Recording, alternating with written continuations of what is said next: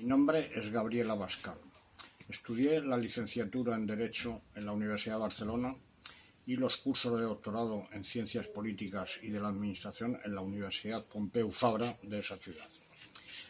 He residido en Barcelona durante la mayor parte de mi vida y allí desarrollé mi vida profesional como técnico de la administración local.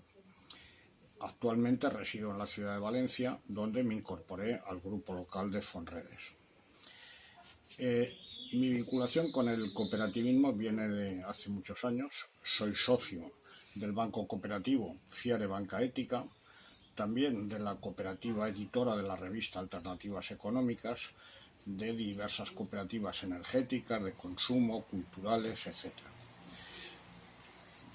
En estos momentos, uno de los problemas que tienen las sociedades, tanto occidentales como de los llamados países en vías de desarrollo, es una creciente exclusión financiera, según pone de manifiesto en las cifras de los datos del Banco Mundial.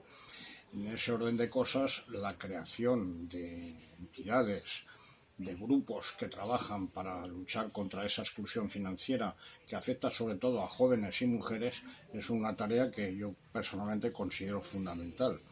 De ahí mi vinculación a Fonredes, un grupo, una entidad que considero con solvencia y rigor y seriedad para afrontar ese problema de concesión de ayudas reintegrables a iniciativas de creación de empleo en el marco de la economía social y solidaria.